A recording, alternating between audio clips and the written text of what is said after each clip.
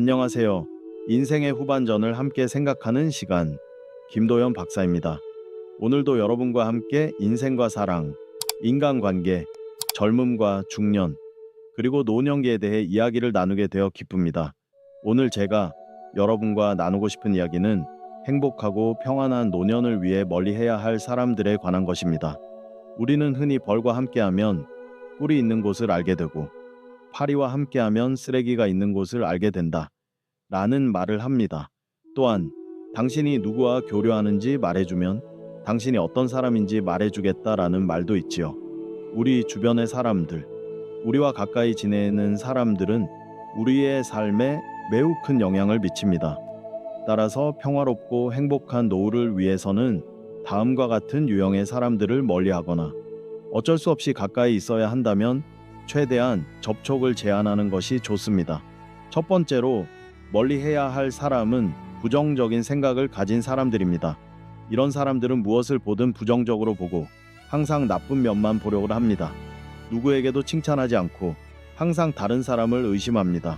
누군가 말을 많이 하면 허풍쟁이라고 하고 말을 적게 하면 거만하다고 합니다. 부유한 사람은 거만하다고 하고 가난한 사람은 게으르다고 합니다. 어떤 방식으로든 부정적으로 말할 수 있는 사람들이죠. 다른 사람이 소셜미디어에 유익한 정보를 공유해도 감사하거나 격려하는 말 한마디 없이 그저 허풍덜기만 잘한다고 비난합니다. 이런 사람들이 얼마나 힘든지 생각해 보세요. 마음속에는 항상 분노가 가득하고 어둠만 보려고 합니다. 예를 들어 헌신적인 교사에 관한 기사를 읽을 때도 그건 그저 한쪽 시각일 뿐이야. 요즘 좋은 교사가 어디 있어? 요즘 교사들은 돈만 생각한다고 말합니다. 또는 좋은 일을 하는 경찰관에 대한 칭찬을 들으면 아마도 카메라가 있다는 것을 알고 있었겠지. 그래서 그렇게 행동한 거야. 좋은 경찰이 어디 있어? 라고 합니다. 정말로 이렇게 세상을 부정적으로 보는 시각을 가진 사람들은 불쌍합니다. 그들이 좋은 환경에 있더라도 그 좋음이 가짜라고 생각할 것입니다.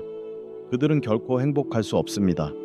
우리가 그런 사람들 가까이 있으면 결국 우리도 그런 부정적인 시각으로 세상을 보게 될 것입니다. 모든 것에 불평하는 사람들이 있습니다. 제가 한 사람에게 말했습니다. 당신은 검은 안경을 쓴 사람 같아요. 한낮의 밝은 태양 아래서도 모든 것이 어둡게 보이고 항상 불평하죠. 당신이 가장 먼저 할 일은 그 검은 안경을 벗어 던지는 것입니다. 세상을 맑은 눈으로 있는 그대로 바라보세요. 좋은 것도 있고 나쁜 것도 있으며 선과 악이 함께 있습니다. 삶은 당신이 생각하는 것처럼 완전히 어둡지만은 않습니다. 그러므로 항상 비판하고 부정적인 시각으로 세상을 바라보는 사람과 어울리는 것을 제한해야 합니다. 그런 사람들과 친하게 지내는 것에서 얻을 수 있는 이점은 없습니다. 그들은 단지 불만을 전파할 뿐입니다. 두 번째로 멀리해야 할 유형은 불같이 화를 내고 주먹으로 문제를 해결하려는 사람들입니다. 식사 자리에서 작은 논쟁이 생겨도 바로 욕설을 퍼붓고 손찌검을 하려고 합니다. 대화의 앞뒤 문맥은 욕설로 가득하고 상대방을 때리거나 공격하려고 위협합니다. 모든 것을 폭력으로 해결하려는 사람들은 합리적으로 생각하지 않는다는 것을 보여줍니다. 인생에서는 모든 문제에 평화로운 해결책이 있습니다. 국가 간의 갈등도 마찬가지입니다.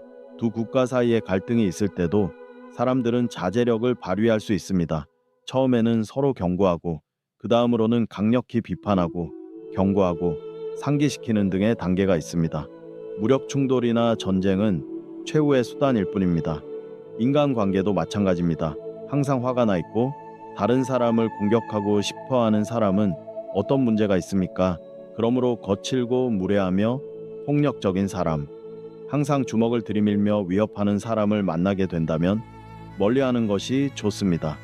세 번째로 피해야 할 유형은 아첨하는 사람들입니다.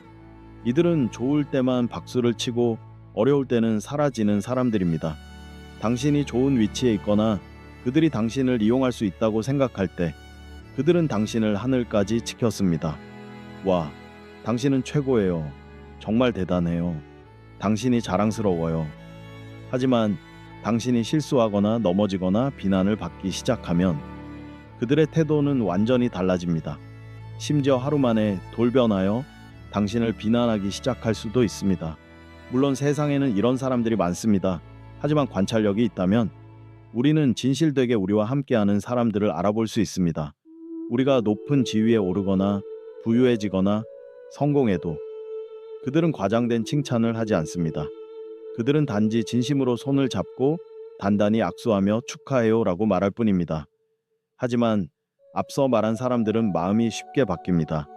그들과 어울리는 것은 마치 칼날을 잡고 있는 것과 같습니다. 언제든지 그들이 칼을 잡아당기면 우리의 손이 다칠 수 있습니다. 그러므로 아첨하는 사람들, 좋을 때만 있고 어려울 때는 사라지는 사람들을 멀리하세요. 우리는 또한 항상 다른 사람의 일에 간섭하는 사람들을 피해야 합니다. 모든 일에 참여하고 모든 일에 목소리를 내고 싶어하는 사람들입니다.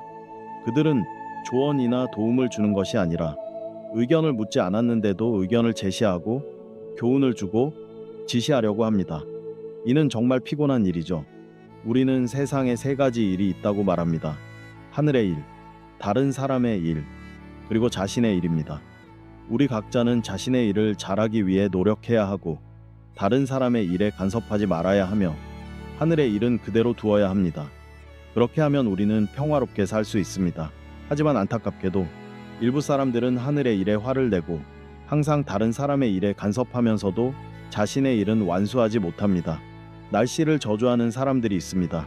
하지만 날씨는 하늘의 일입니다.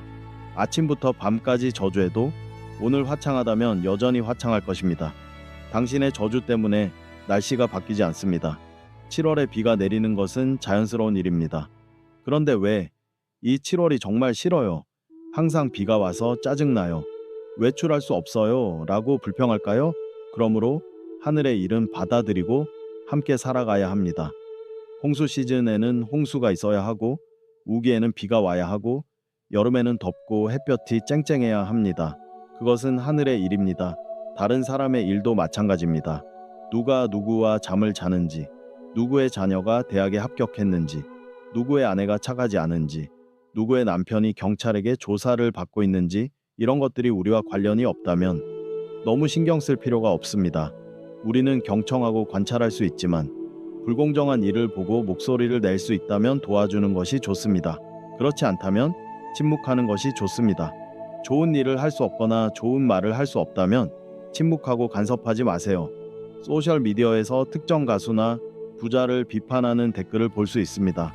그런데 우리와 전혀 관련이 없는데도 마치 그 사람이 우리 집의 곡식을 훔쳐간 것처럼 동참해서 비난합니다. 이런 행동은 피해야 합니다. 집에서는 배우자와 자녀가 싸우고 있을 수 있고 아직 젊은데도 열심히 일해서 가족을 부양하지 않고 항상 바깥일에 간섭하러 다니는 사람들이 있습니다. 이는 불필요합니다. 우리 인간의 에너지는 제한되어 있습니다. 한 가지 일에 너무 집중하면 다른 일을 소홀히 하게 됩니다. 항상 다른 사람의 일에 간섭하는 친구가 있다면 그것은 그가 자신의 일을 돌볼 시간이 없다는 것을 의미합니다. 이런 사람은 멀리하세요. 마지막으로 피하거나 접촉을 제한해야 할 또 다른 유형의 사람은 질투심이 많은 사람들입니다. 누군가가 자신보다 더 잘하면 참을 수 없고 마음이 불타오르고 짜증이 나는 사람들입니다. 젊은 세대들은 이를 질투라고 부릅니다. 질투심이 많은 사람들은 매우 불행합니다. 기본적으로 그들 자신이 이미 고통받고 있습니다. 누군가 자신보다 더 잘하면 화가 납니다. 그 분노를 동기부여로 삼아 노력한다면 좋겠지만 질투가 다른 사람을 깎아내리고 나쁘게 말하게 만든다면 어떻게 될까요? 예전에는 두 집이 모두 가난하게 살았을 때 서로 잘 어울렸을 수 있습니다. 하지만 한 가족이 더 잘 살게 되어 큰 집을 지을 수 있게 되면 다른 가족은 불편함을 느끼기 시작합니다. 그들의 집이 자신의 집보다 크다고 느끼면 그들은 트러블을 일으키기 시작합니다. 그 가족이 집에 기초를 놓거나 지붕을 올릴 때 그들은 와서 트집을 잡기 시작합니다. 철근 하나나 작은 시멘트 조각이 자신의 마당에 떨어졌다고 해서 문제를 일으키고 심지어 당국에 신고하여 검사를 요청하기도 합니다. 왜 그 가족이 큰 집을 짓기 시작한 이후로 갑자기 멀어지고 뒤에서 나쁘게 말하기 시작할까요? 그 돈이 정직하게 번 것인지 의문이야. 아마도 훔친 돈이거나 불법적인 사업이거나 부패로 인한 것일 수도 있어. 라고 말합니다. 이는 매우 고통스러운 일입니다. 그러므로 질투심이 많은 사람들을 피하는 것이 좋습니다. 당신이 그들보다 앞서 나가고 있는데 그들이 당신을 뒤로 끌어내리는 것을 원하지 않는다면 말입니다. 질투심과 시기심은 마치 당신 옆에서 걷고 있는 사람이 어느 날 갑자기 자신이 당신보다 약하고 더 이상 걸을 수 없다는 것을 깨닫는 것과 같습니다. 그들이 잠시만 기다려 주세요 또는 제발 저를 끌어올려 주세요라고 말하는 대신 그들은 당신을 넘어뜨리려고 발을 뻗습니다. 그들은 당신이 그들보다 빠르게 움직이거나 앞서 나가는 것을 견딜 수 없기 때문에 당신의 길을 막습니다. 그러므로 언젠가 이런 사람들에게 배신당하지 않으려면 그들을 피하는 것이 좋습니다. 이처럼 우리 주변에는 많은 유형의 부정적인 사람들이 있습니다. 그들 주변에 있으면 항상 우리 자신을 방어하기 위해 긴장해야 하는데 그런 삶은 평화와 행복을 찾기 어렵습니다. 그러나 제가 방금 설명한 사람들은 우리가 가장 쉽게 알아볼 수 있는 유형들입니다. 우리는 직접적인 접촉이 필요하지 않다면 이런 사람들을 피하기 위해 최선을 다할 수 있습니다. 그러나 어떤 이유로든 우리가 그들을 정기적으로 만나거나 접촉해야 한다면 우리는 그 접촉을 제한할 수 있습니다. 업무와 관련된 경우에만 교류하고 그 외에는 개인적인 문제를 공유하거나 삶에 대해 이야기하지 않는 것이 좋습니다. 오늘도 함께 해주셔서 감사합니다. 앞으로도 많은 주제로 여러분과 만나길 기대합니다. 마음 건강하시고 다시 찾아뵙겠습니다.